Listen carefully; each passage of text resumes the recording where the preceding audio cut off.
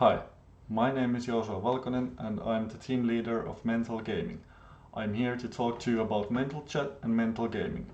Mental as a whole is coordinated by MIELI Mental Health Finland and the Finnish Red Cross.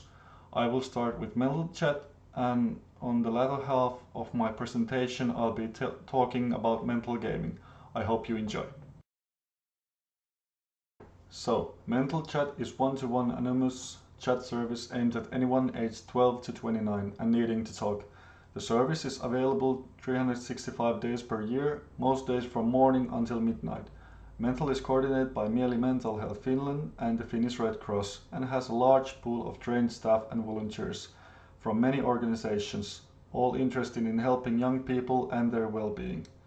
During the very exceptional spring of 2020, many young people experienced fear, uncertainty, anxiety, even suicidal thoughts. Over the spring, mental chat was getting very busy. Many young people needed someone to talk to, and many others, like youth workers, were unable to do face-to-face work and wanted to provide a listening ear through mental chat. This meant that between March and July, Mental Chat trained up over 400 new workers and volunteers to deliver the service.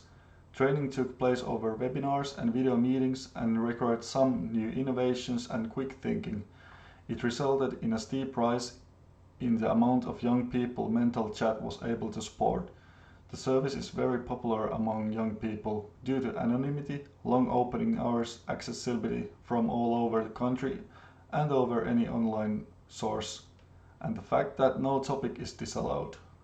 Offering flexible training and volunteering opportunities will also in the future be a big part of our success. Every new challenge is another opportunity to learn new ways in our line of work. Next, I'll be going through some statistics of mental chat from Q1 and 2 of 2020. Numbers here under the graph represent months of 2020. On the left hand side it tells the values for columns for requests dropped and chat conversations accepted. On the right side you can see the percentage of successful past requests, the actual happened conversations of all requests. In Finland, Corona was most feared and restrictions were highest on April and May, and it shows here too. You can see the curve clearly peaking during the peak time of Corona on accepted chats and past requests. The fact that we didn't see a huge rise in request drop was a huge success, since you can see the numbers on accepted chats rising a lot during April and May. Over 4,300 chat conversations were done on April 2020, resulting in 28% of past requests, which is huge. It might sound low to some, but if you look at the numbers, it is actually really good. We managed to peak our performance at the most important time of the Corona spring in Finland. As I said earlier, we have had new workers and volunteers at the biggest time of need. Even though the worst crisis of Corona is gone for now in Finland, youth will still suffer from their everyday problems, and we need more resources to match the activity of April 2020. Here we see a little bit more specific take on the Q2 of 2020. As you can see on April, if you look at those stats, you can see that 10% of the conversations were coronavirus related, but has been decreasing continuously to a very small amount. It is no wonder though, since Finland has had only a few thousand of corona cases and lately there has been only few to none infections per day, so it has no longer been a huge issue for most. Amount of conversations has dropped only due to not having as many volunteers and workers at hand, because we still have multiple times more dropped requests than accepted ones. Otherwise than that, it is really going steady, and the need for mental chat just keeps rising every year. In the future, we just try to be better every year and make us more accessible to more people. We can only dream of helping every young person in need in Finland. Next, I'll be talking about mental gaming. Mental gaming is a project coordinated by MIELI Mental Health Finland, and we focus on creating a functioning community and reducing loneliness. We mostly utilize Discord in our work. Our goal in our work is to make a person feel that they are safe and do not feel alone in our community, where they can build friendships, self-confidence, and all-around better mental health. So a little bit about the platform that we work on. Discord is an international VoIP app for gamers, and it has over 250 million user accounts and 14 million daily active users worldwide. Mental Gaming has its own server with over 13,000 Finnish users. You can find text and voice channels on various topics on our server, such as mental health, sex and sexuality, hobbies, games, relationships, and of course more laid-back channels like memes, music, and the vanilla general chat. Our community decides together by voting if we want more or less channels on different topics. Discord is the core of our project, where most of the socializing happens and our community resides, and our Discord community is the biggest one in Finland.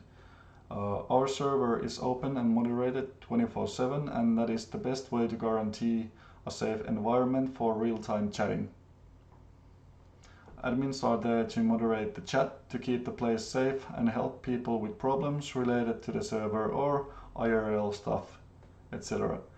In addition to admins, we have moderators who are active members volunteering from the server.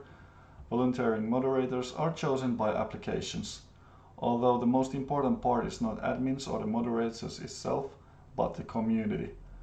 Members of Mental Gaming help each other by daily basis. That's why we are so proud of our community. We also have social service specialists who come in like once a week for a few hours, so you can talk to different specialists in our easy access server, so you don't need to go out of your way to reach the specialists elsewhere. We think that through Discord we can reach people that need help who can't or wouldn't otherwise look for help themselves elsewhere. We offer low threshold services at places which are known for youth that spend a lot of their time online, and it's all free. Next, I'll be going through some text and voice channel statistics from our server. Last year we had total over 2 million messages sent on our text channels. Most of them were sent on our general chat, which consists of all possible topics. Then there are specific channel topics like seen on the screen. On mental health channel we had over 52k messages sent, and it was the most active topic-based channel. In addition to those messages, a lot of conversation about mental health has also been on general chat, where 1.6 million messages were sent last year.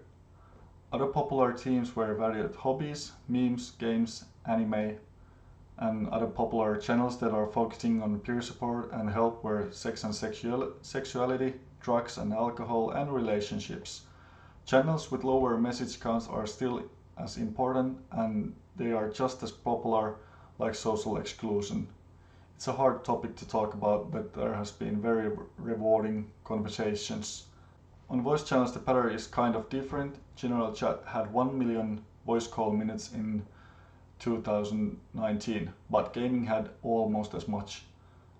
Topics aren't as restricted on the voice side, since it is really hard to just stick to one thing when you're talking with people generally, and we don't feel the need to strictly restrict to those topics.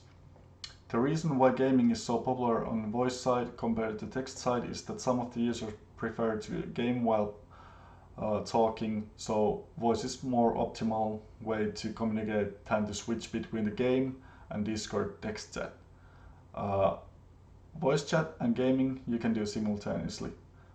Our text and voice channels have quite big diversity because of our large user base of 13,000 members and up. Top members of chatting through text and voice are different on each side. The ones that are most active on voice are not so active on text, and vice versa. Corona's effect on our Discord server members was pretty many-sided.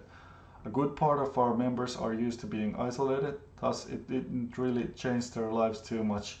On the other hand, some were devastated that the only social connection they had were now impossible to upkeep for different reasons linked to corona, and some were having huge troubles with their mental health because of corona. And the professional side, we had youth workers all over Finland checking our server to get hints on how to manage their own server, and of course we lent a helping hand to those who needed the help.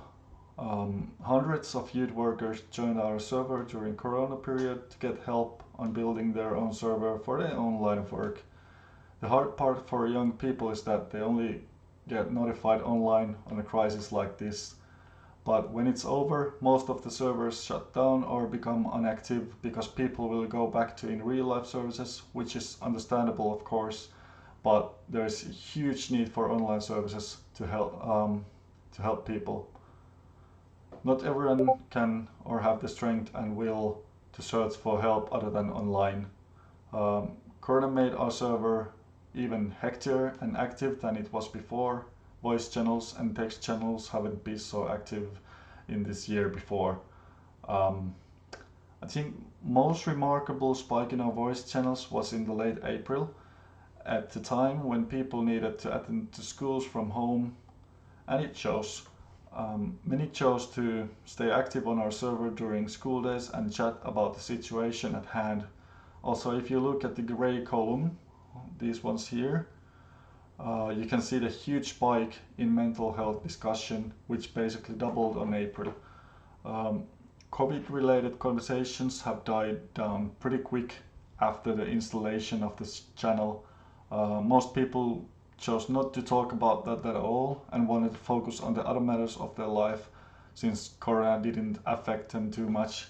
And those who got affected from corona related issues did not want to talk about corona, but the issues themselves that were happening because of corona. This spring taught us a lot. One major thing that came up during the time period was that our community is still suffering from isolation of their own. Even though restrictions here has been lifted, they are stuck inside their house while others are celebrating a removal of restrictions related to corona. A thing we must not forget, our moment of crisis is a lifetime sentence to some, and that's what our job is all about. We try to help the people living in social exclusion. So far we have succeeded, but the job's not done. I mean, everyone should have a community to belong to, where you will be seen, heard, appreciated and kept in value. If you have any questions regarding mental chat or mental gaming, you can contact me on the email shown below. Thank you.